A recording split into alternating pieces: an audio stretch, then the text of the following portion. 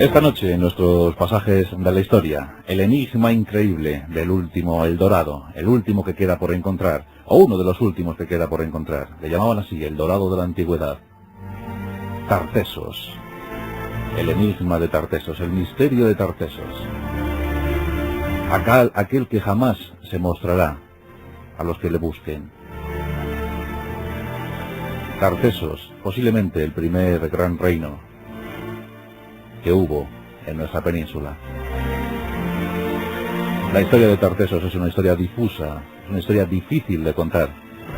Todavía muy pocos datos. Están aflorando ahora, estos días, estos años. Seguimos descubriendo, seguimos buscando. Pero ¿qué fue Tartesos? ¿Quiénes fueron los tartesios? ¿En qué se basó la cultura tartésica? Esta noche intentaremos contar algo, lo poco que sabemos. Bienvenidos al mundo increíble de Tartesos. ¿Acaso la Atlántida?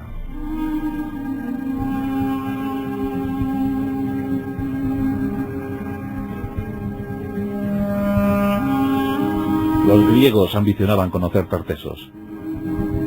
Los griegos creían conocer Tartesos. Los griegos hablaron y escribieron sobre Tartesos. Aquella civilización, aquella cultura, moradora del occidente europeo. Debemos remontarnos muchísimos siglos en los albores de nuestra civilización. Y debemos buscar en el sur de España, en el sur de la península, en esa baja Andalucía, que tantas alegrías está dando a los arqueólogos. Busquemos una fecha en la cronología del mundo. Y aunque son muchas las que se pueden barajar, vamos a fijarnos en ese año 1200 a.C. Aunque según nos contó el gran geógrafo Estrabón, los turdetanos, que se consideraban herederos de los tartesios, manejaban leyes, manejaban escritos, manejaban tradiciones que se remontaban 6.000 años en el tiempo. Por tanto, en ese sentido, debemos pensar en una cultura que nació hace ya casi 8.000 años. Pero eso no lo dijo Estrabón. Otros afirmaron diferentes cuestiones. Otras cuestiones. Sobre los tartesios poco se sabe y mucho se lucubra. Los tartesios bien pudieran haber llegado desde el norte de África. Pero otros afirman que fueron los griegos expulsados de su territorio por aquellos pueblos del mar, aquellos pueblos invasores y piratas. Los griegos, ante el empuje de los piratas del mar, de los hombres del mar, buscaron nuevas aventuras, curtieron el Mediterráneo, buscando territorios que habitar, territorios que conquistar. Y así aquellos griegos expulsados de sus países se afincaron en el sur de la península. Y al parecer fueron los primeros tartesios. Bueno, más tarde Adolf Schulten, del que comentaremos cosas, dijo que los tartesios eran una conjunción de pueblos etruscos y cretenses.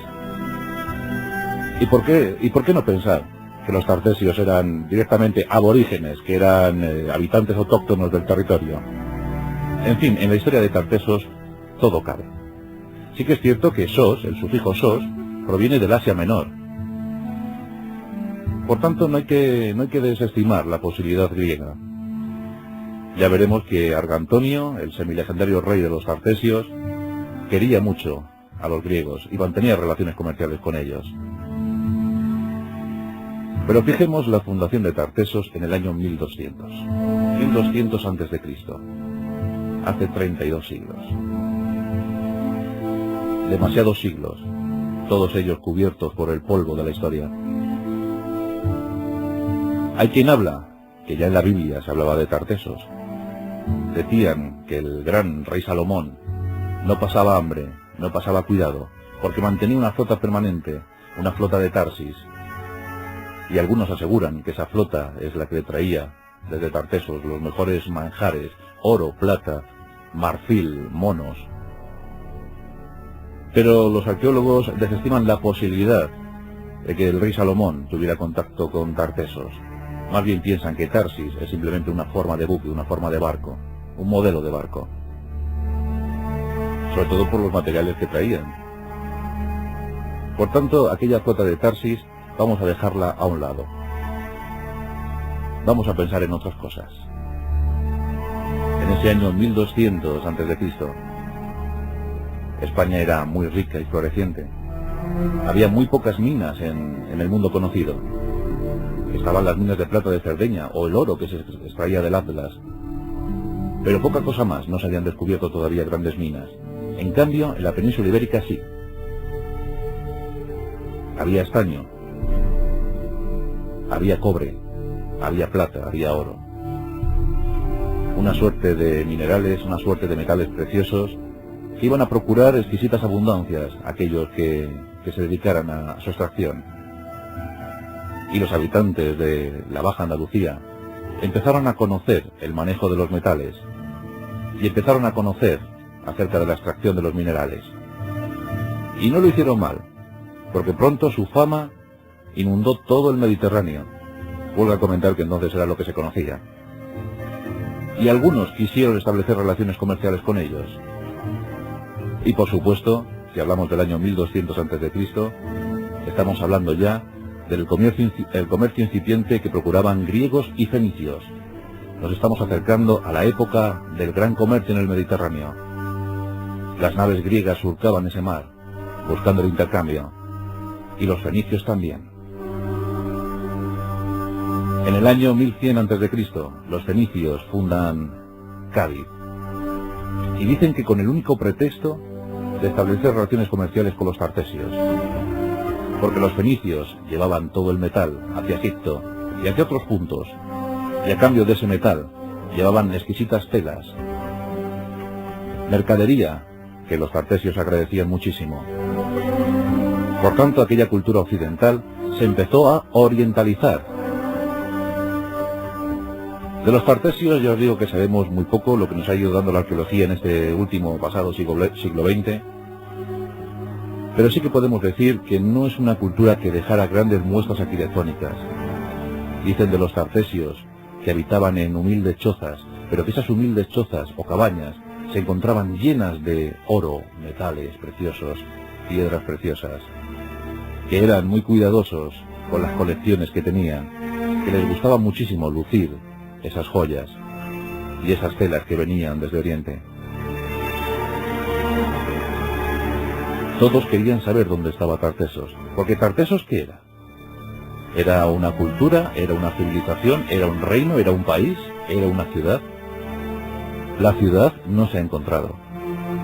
Todos han barajado diferentes hipótesis sobre dónde estaba asentada Tartesos. Todos quieren saber dónde estaba la ciudad Tartesos, pero es que no se ha encontrado. Por tanto, las últimas tendencias, las últimas opiniones, van en el sentido de hablar de una cultura, de una civilización que posiblemente tendría más de 500 asentamientos, pero sin una capital grande, bella, hermosa, como la describieron los griegos. A no ser que la arqueología nos diga lo contrario en los años futuros. Y yo os digo que los griegos estaban muy empeñados en esta parte del mundo. Hecateo de Mileto, ya habló de Tartesos en el siglo VI a.C. Éforo también nos habló de un país. El padre de la historia, el gran Heródoto, nos habló de un centro comercial, un centro para el mercadeo.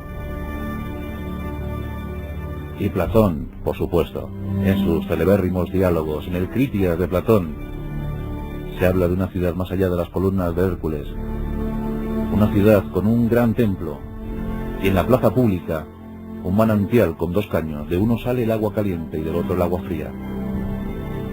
Y las moradas de aquellos habitantes tienen en sus techos oro como jamás se había visto. Dicen que fue el fundamento para que Adolf Schulten asociara la historia de Tartesos a la de la Atlántida. Son historias bellísimas. También tiene su mitología Tartesos. Y si tiene su mitología, nos debemos fijar en sus legendarios reyes. Gerión sería el primero, el rey tricéfalo, el rey irreductible, el valiente rey que tenía 2 bueyes rojos, 2 bueyes sagrados. Hércules, el gran guerrero Hércules, después de hacer algunos trabajos, ya sabéis, los 12 famosos trabajos de Hércules, tuvo que hacer otro, y es nada más y nada menos que arrebatar a Gerión esos 2 bueyes rojos, el toro mediterráneo, asociado ya a nuestra historia. Y Hércules pasó sus columnas, y Hércules se enfrentó al rey tricéfalo, y le arrebató esos toros. Es el primer vestigio mitológico sobre Tartesos. Pero Gerión tenía una hija, Eritella, y Eritella daba nombre a una de las 3 islas de Cádiz. Y Eritella tuvo hijos, y de esos hijos llegó una descendencia, llegó un linaje. Y aquí aparecen otros 2 de los reyes legendarios de Tartesos. Gárgaris, aquel que enseñó el comercio a los tartesios, basándolo todo en el comercio de la miel. Gárgaris tuvo un hijo bastardo, al que no reconoció, al que ordenó matar. Ese hijo se llamaba Abis. Pero Abis no murió. Abis tuvo suerte, y vivió entre las bestias, y fue amamantado por una cierva. Y cuando se hizo hombre, volvió para ser reconocido por aquel padre que había intentado matarle. Gárgaris le abrazó y permitió que reinara. Y Abis enseñó a los tartesios el manejo de la agricultura y sobre todo les entregó leyes para ser gobernados. Los reyes legendarios de Tartesos. Si buscamos la capital, yo os digo que la capital no ha aparecido, no hay vestigios. Hay diferentes sitios donde buscar. Unas hipótesis nos hablarían de Murcia, cerca de Mazarrón. Ahí tendremos una de las posibles ubicaciones. Pero según nos cuenta la historia, según nos cuentan las crónicas, Tartesos se situaba en la desembocadura de un gran río. Más allá de las columnas de Hércules, solo tenemos 2 o 3 posibilidades: el Guadalete, el Guadalquivir y el río Tinto. Casi todos afirman que Tartesos, si existió, debió estar en la desembocadura del Guadalquivir, en el coto de Doñana, entre Huelva y Cádiz. Pero hay quien dice que gracias al trasiego de minerales no hay que descartar Huelva, no hay que descartar el río Tinto. A lo mejor allí estuvo la gran Tartesos. Los tartesios adoraban al sol, los tartesios adoraban a la luna, y adoraban a una suerte de seres semidiabólicos, a los que también mostraban gran respeto, gran admiración, gran devoción. Mantenían algunos templos, pero sobre todo los tartesios mantenían sus pequeños talleres. Habían aprendido a trabajar los metales, y con ellos comerciaban, con ellos negociaban. El bronce era muy buscado por entonces. Cuentan incluso que los tartesios llegaron a establecer pactos comerciales con Galicia y con las islas de la Gran Bretaña, con Gran Bretaña. Desde allí traían estaño para fundirlo y para convertirlo en bronce. Se han encontrado vetas de mineral en la zona de la Baja Andalucía que ya estaban agotadas en el siglo VI a.C. Todos buscaban el metal de Andalucía, todos buscaban el metal de Tartesos. Ya os digo que había muy pocas minas en aquellos entonces. Si hablamos de Tartesos hay que hablar de su gran semilegendario rey, el rey Argantonio. Argantonio, dicen los griegos, que llegó a vivir 120 años. Y de los 120 años, 80 reinando. Algunos afirman que es demasiado presuntuoso decir eso, sobre todo en aquellos tiempos. Dicen que reinó desde el 630 a.C. hasta el 550, 80 años. Otros dicen que fue un linaje, el linaje de los Argantonio, que fueron 2 o 3 reyes. Pero bueno, ya que estamos en plan legendario, ¿por qué no decir que hubo un rey de 120 años y que reinó 80? Porque era, dicen, muy honesto, era noble, era leal, y además muy amigo de los griegos, muy amigo de los focenses. En una tormenta, una nave focense llegó a las costas de Tartesos, y el rey Argantonio los acogió de buen grado. Estableció 40 años en relaciones comerciales con los focenses, 40 años. Incluso en un momento en el que los focenses se vieron acosados por los persas, Marco Antonio les ofreció ayuda, les dio dinero para que crearan, para que construyeran, para que reforzaran una muralla cerca de su ciudad. Incluso les ofreció la posibilidad de vivir en su tierra. Y aquí dicen que empezó la desgracia de Tartesos. Esa simpatía por los griegos provocó las iras de los fenicios, los que querían utilizar exclusivamente el negocio del metal en Tartesos. Recelando de los griegos, cuentan que los fenicios empezaron a hostigar a los tartesios. La historia de Tartesos se difumina hacia más o menos el 500 a.C. Adolf Sultan dice que Tartesos fue erradicada de la historia por la mano de los militares, que fue asolada por una terrible guerra y que por eso la ciudad desapareció de aquella forma. No sabemos si fueron los fenicios o los cartagineses. Los cartagineses ya sabéis que fueron los herederos de los fenicios. Nunca lo sabremos, a no ser que los arqueólogos nos digan algo en este siglo. Pero Adolf Sultan quiso encontrar Tartesos. Adolf Sultan, un arqueólogo alemán, enamorado de los pueblos íberos, de los pueblos que habitaron en esa parte del mundo. Adolf Sultan nació en 1870 y vivió 90 años, hasta 1960. Pero el siglo XIX era tan romántico, se estaban encontrando tantas cosas. Schliemann había encontrado Troya. Todos le tomaban por loco, pero encontró Troya.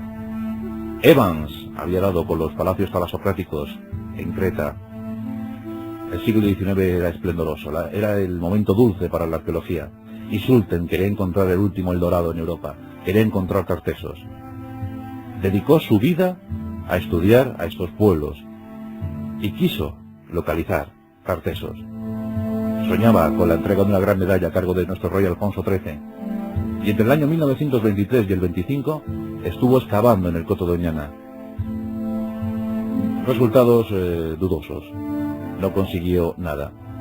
Desesperado, aún así, escribió un libro afirmando que Tartesos era la Atlántida. Pero nada encontró. Sí, en cambio, en esos años 20 se empezaron a encontrar los primeros tesoros tartesios. Ya pudimos hacer de Tartesos algo tangible. Y hay muchos tesoros. Y todavía lo que queda por encontrar. En el cortijo de Évora, en Cádiz, se encontró un tesoro consistente en 93 piezas de oro puro, oro, plata, piedras preciosas, 93 piezas. En el año 1958, en una aldea cercana a Sevilla, llamada Carambolo, el Carambolo, se encuentra un tesoro de más de 3 kilos de oro puro, piezas, brazaletes, cinturones. Más valor artístico que crematístico, pero desde luego Tartesos tiene que dar todavía muchas sorpresas.